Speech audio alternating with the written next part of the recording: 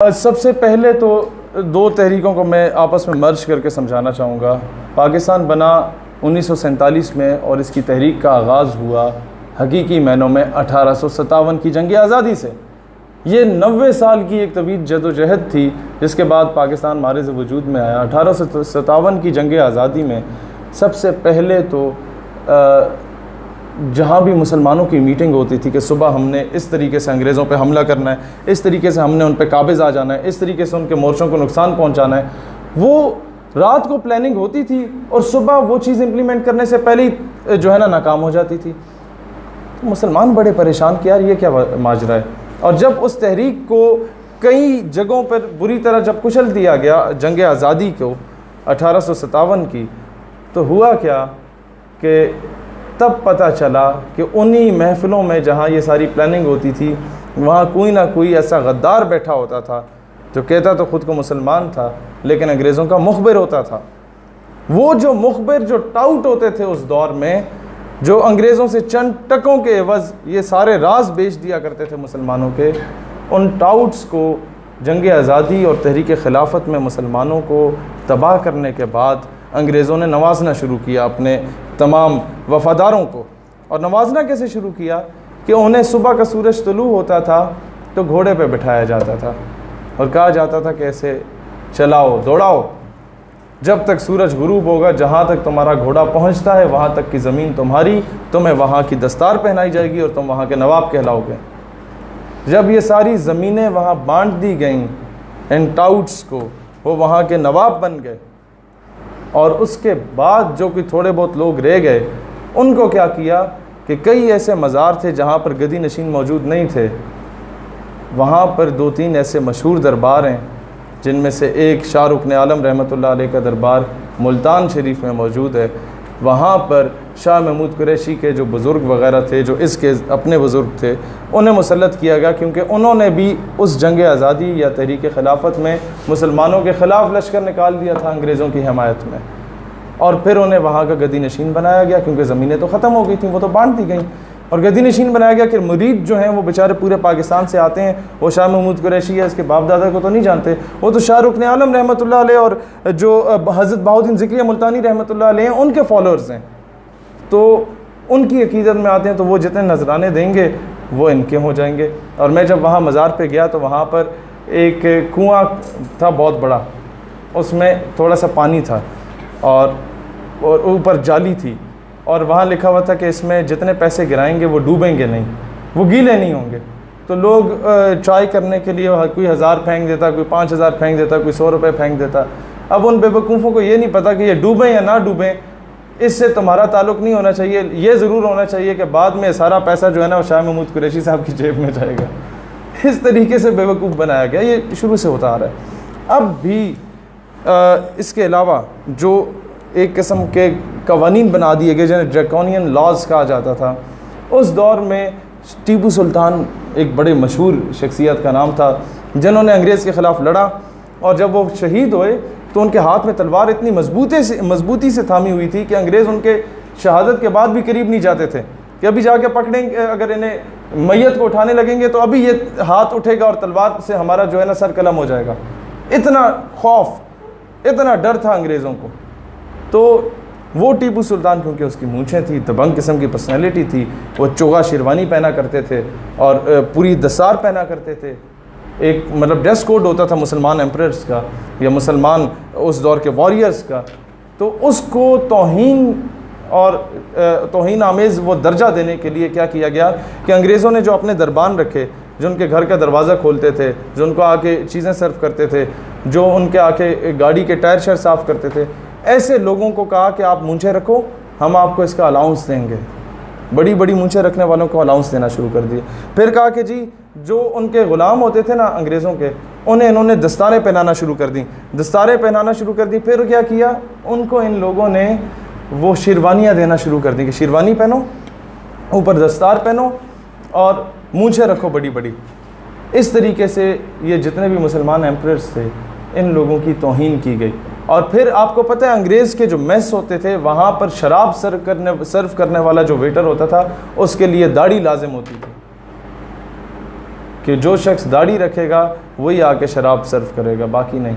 इस तरीके से तौहीन की गई मुसलमानों की। लेकिन मसला ये है, मसला ये नहीं कि उन्होंने तौहीन की, मसला ये कि आज भी अनफॉर्चुनेटली आर्मी में जो शख्स मूंछें रखता है और बाहर गेट पे खड़ा होता है उसको अलाउंस दिया जाता है। आज भी गवर्नमेंट के आप इंस्टीट्यूट्स में जाएं, हुकूमती इदारों में जाएं, वहाँ बाहर जो शख्स आपका दरवाज़ा खोलेगा और आपको कहेगा साहब अंदर आएँ, उसने दस्तार पहनी भी होगी वही वाली, और उसने शेरवानी पहनी होगी। चाहिए तो यह था कि ऐसे तमाम लोगों को जो ब्रिटिशर्स के जो शहज़ादे होते हैं वो वाले ड्रेसेस पहनाए जाएँ, और जो उनके आर्मी ऑफिसर्स या जनरल ऑफिसर्स होते हैं ब्रिटिश आर्मी के, उनके जो यूनिफॉर्म्स हैं वो पहनाई जाएँ, ये बदला लिया जाए। लेकिन हम लोगों में वो ग़ुलामी जो है वो नस्ल दर नस्ल सराहियत करती गई। और आज भी जो उस दौर में अंग्रेज़ों के वफ़ादार थे उनमें से कई लोग बरसर इक़्तिदार मौजूद हैं। तो इस तरीके से आपकी जंग आज़ादी को कुचला गया, इस तरीके से तहरीक खिलाफत को नाकाम बनाया गया।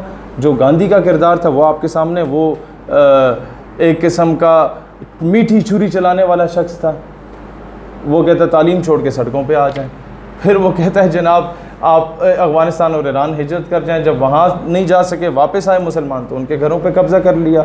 इस तरीके से जितने सरकारी मराद थी, सर का ख़िताब, हिज़ हाइनेस का ख़िताब, हिज़ होलीनेस का ख़िताब, ये सारे वापस कर दें।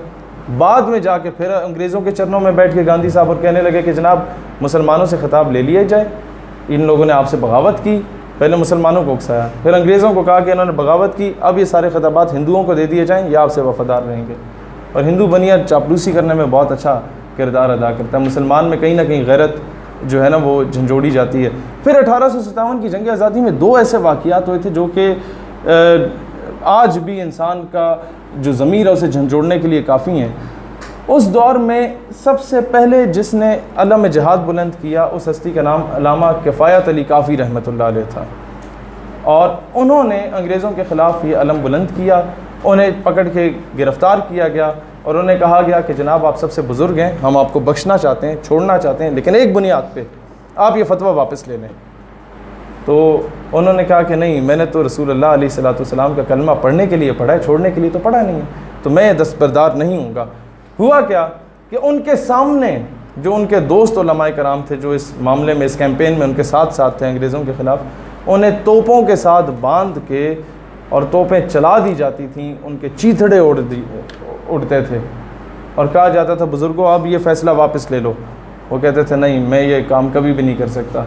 फिर क्या हुआ बेटा कि वही अल्लामा किफ़ायत अली काफ़ी, उनके कमीज़ उतारी गई, उनके जिस्म पे इस्त्रियाँ फेरी गईं।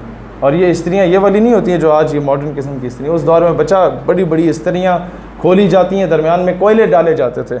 आज भी अपने दादी या नानी से पूछें, वो उसी दौर की इस्त्रियाँ इस तरह की होती थीं, और फिर वो भारी, चंगी भली भारी होती थी, और वो उस तरह इस्त्रियाँ फेरी गई जिस्म पे, और वो जो चमड़ा है वो जब उधड़ा ना, अंदर से जो वो सारा वो खून और वो सारे ज़ख़म निकले, उसके ऊपर फिर ये नमक और मिर्चें छिड़की गईं और दोबारा फिर इस्त्रियाँ फेरी गईं और कहा गया कि आप वापस लें फतवा।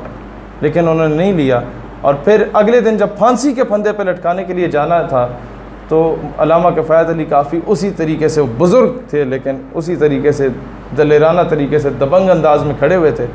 वो जेलर भी हैरान था, मुहर्रर भी हैरान थे, सारे हैरान थे कि ये कौन सी क़ुव्वत है जो इसे बेदार किए हुए बैठी है।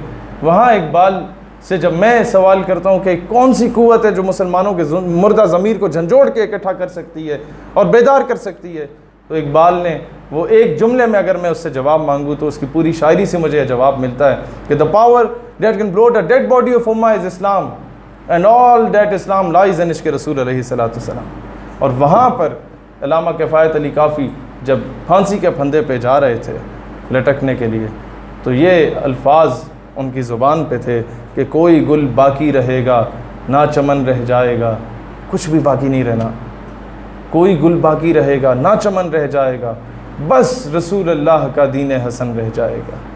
तो ये चीज़, ये वो रिश्ता था जो रसूलुल्लाह सल्लल्लाहु अलैहि वसल्लम की खुशनुदी के लिए जब बंदा निकलता है, अल्लाह ताला की रज़ा के लिए निकलता है, तो दुनिया की ये तोपें, बंदूकें, टैंक उसके आगे कोई मैंने नहीं रखते।